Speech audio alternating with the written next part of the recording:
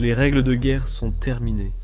La Russie a commis une erreur massive et impardonnable en lançant l'une de ses attaques les plus horribles contre des enfants ukrainiens.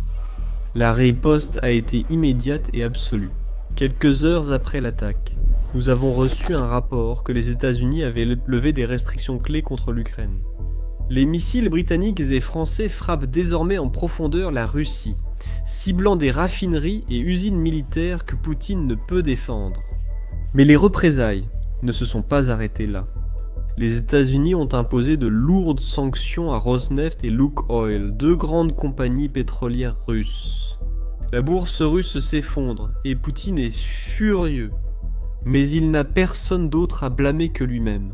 En s'en prenant aux enfants ukrainiens, il a forcé l'Occident à déclarer que le temps des discussions est terminé. C'est le moment où la guerre est devenue personnelle. Tout cela a commencé hier matin, lorsque Poutine a mené l'une des attaques les plus horribles de cette guerre. Des drones russes ont survolé une maternelle à 10h-30h ukrainienne. C'était en plein milieu d'une journée scolaire, le matin. Nous avons des images de la frappe, et nous avons des images de la mission de sauvetage menée par les premiers intervenants, après les frappes. Même ainsi, les Russes nient, disant que l'histoire des enfants est une mise en scène de l'OTAN, et qu'il s'agissait en réalité d'un site de l'OTAN. Mais laissez-moi vous montrer les preuves et vous déciderez par vous-même.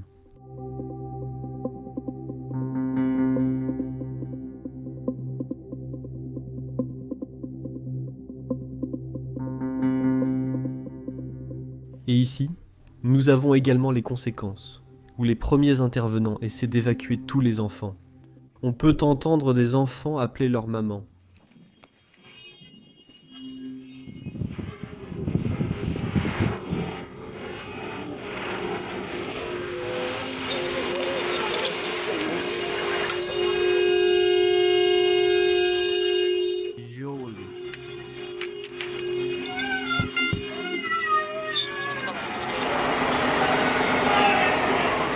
Maintenant, selon certains propagandistes russes, c'était la revanche de la Russie. Alors vous vous demandez peut-être, revanche pourquoi ? Eh bien, laissez-moi vous montrer. Plus tôt ce matin-là, les forces armées ukrainiennes ont utilisé le Storm Shadow fourni par les Britanniques pour détruire une usine chimique russe à Bryansk. Cette usine est une installation cruciale dans le complexe militaro-industriel russe.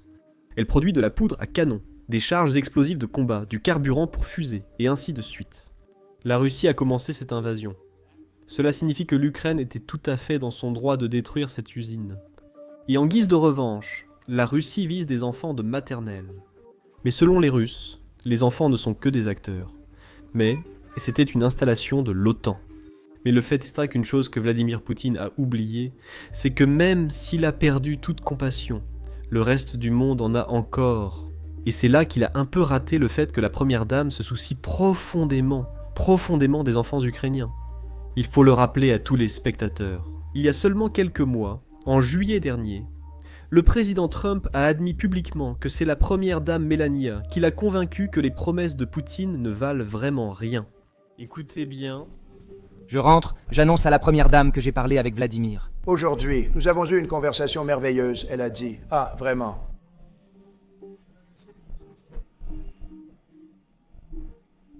En plus de cela, lorsque Poutine était venu en Alaska, la première dame lui a fait remettre une lettre personnelle avec un message très précis.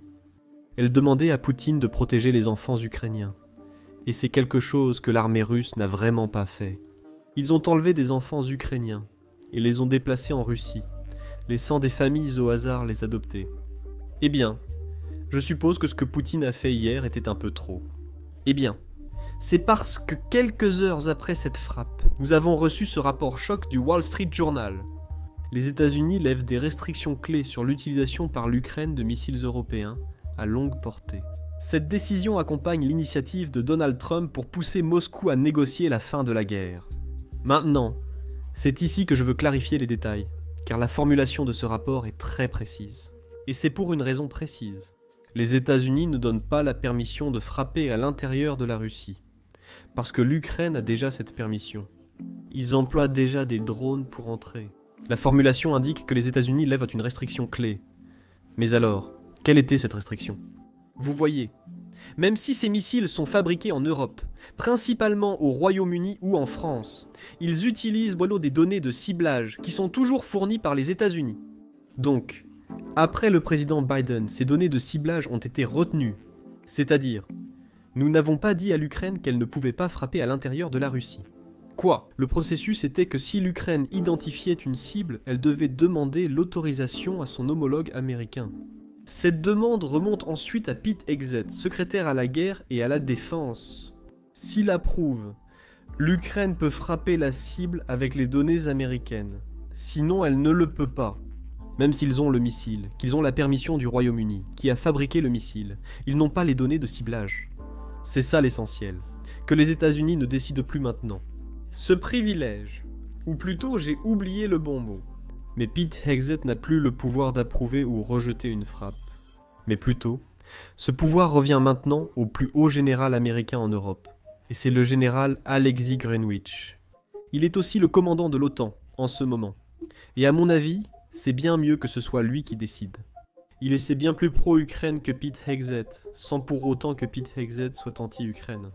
Des problèmes de communication ont eu lieu entre l'administration et le Pentagone, sans que l'on sache qui en est responsable. Techniquement, les États-Unis n'autorisent pas les frappes en Russie. Tout ce que font les États-Unis, c'est fournir les données de ciblage pour les cibles que l'Ukraine choisit. Et l'Ukraine utilise des missiles fabriqués au Royaume-Uni.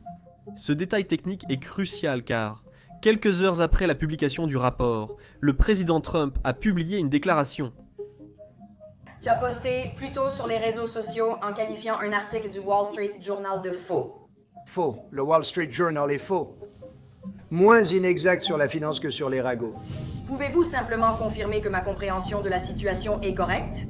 Si j'ai bien compris, l'article disait que nous venions juste de lever une restriction sur le renseignement pour les États-Unis.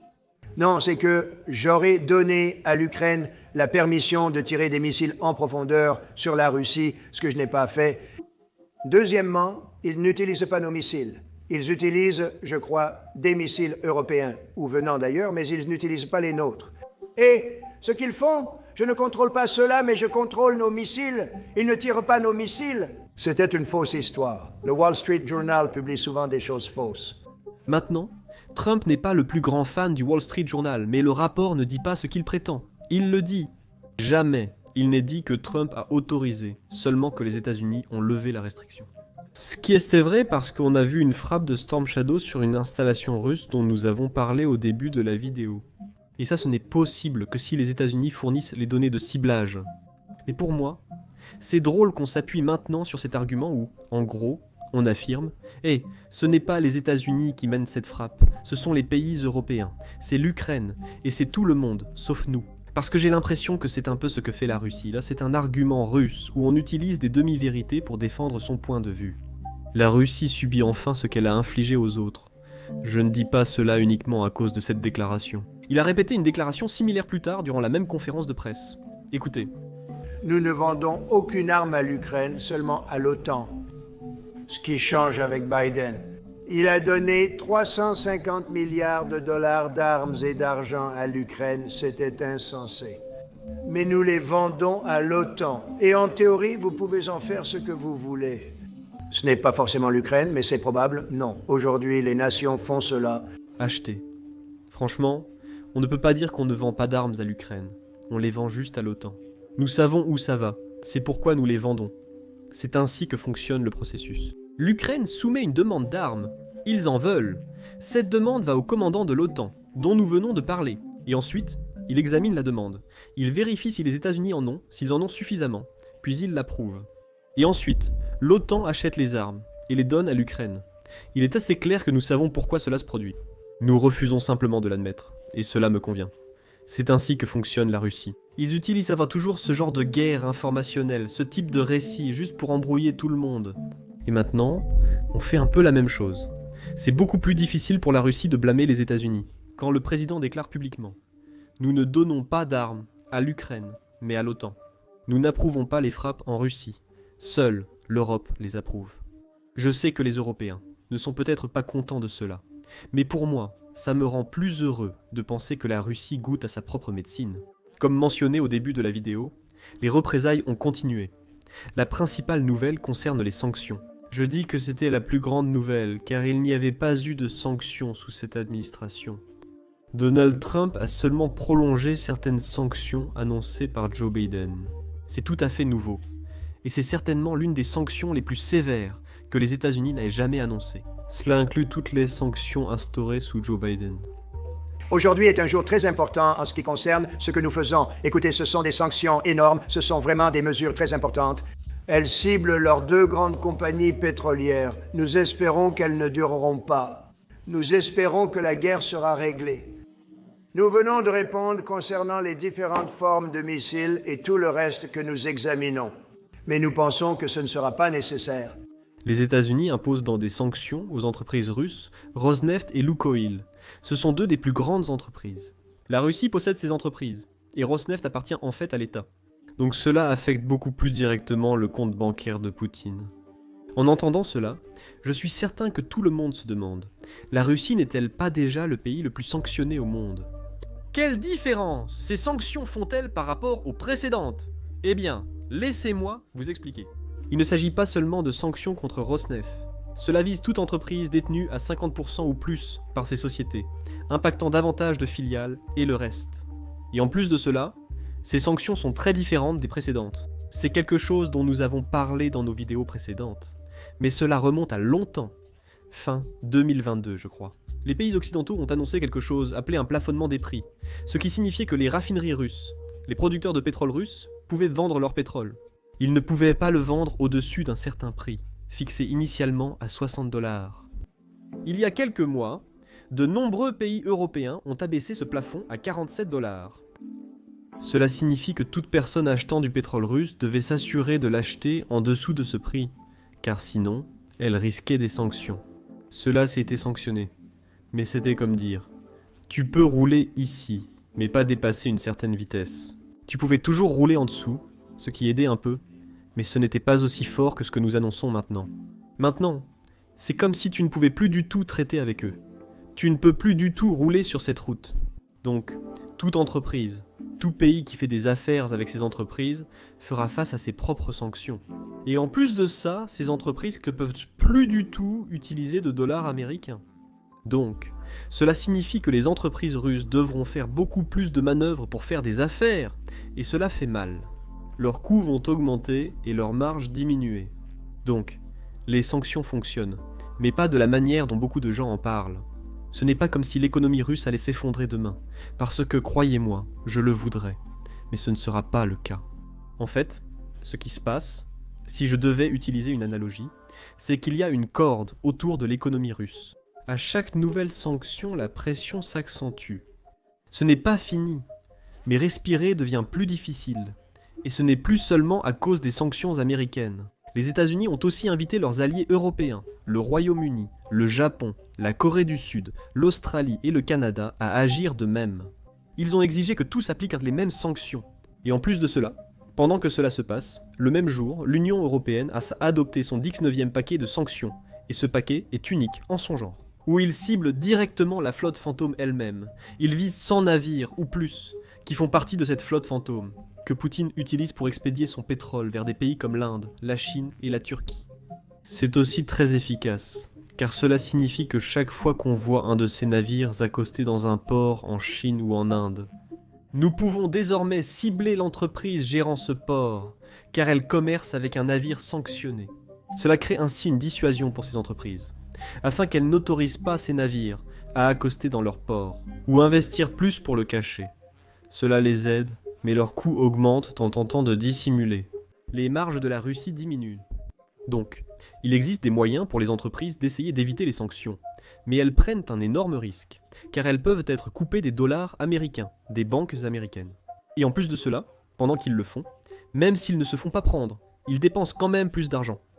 Donc cela nuit au compte bancaire russe. Avec l'annonce des sanctions, le président Trump a aussi déclaré qu'il ne rencontrerait pas Poutine. La raison est simple. Nous avons eu des détails sur l'appel entre le secrétaire d'État Marco Rubio et Sergueï Lavrov, et Rubio était furieux après. Il disait que la Russie n'a pas du tout changé. Leur position n'a pas changé. Ils exigent toujours la même chose, et c'est fou ce qu'ils demandent. Ils exigent les territoires qu'ils n'ont pas réussi à capturer depuis 10 ans. Et en échange, la Russie dit qu'elle arrêtera d'attaquer, c'est ce qu'ils disent. Ils disent « Si vous voulez qu'on cesse d'attaquer, donnez-nous plus de terres ». Ce n'est un bon compromis dans aucun cas, surtout si vous connaissez l'histoire russe. Comme l'a dit le président Eisenhower, une promesse russe ne vaut rien. Personne ne veut céder de territoire sur la base d'une promesse russe qu'ils n'envahiront pas. Mais oui, c'est clairement une journée positive en termes de toutes les actions entreprises par les États-Unis. C'est assurément une journée très très horrible, une journée effrayante pour les enfants ukrainiens. Et voilà, ce sont toutes les informations que nous avons aujourd'hui. Si ces mises à jour vous plaisent, malgré les actualités évoquées, cliquez sur j'aime et abonnez-vous en bas de page. Nous visons 2 millions d'abonnés avant la fin de l'année.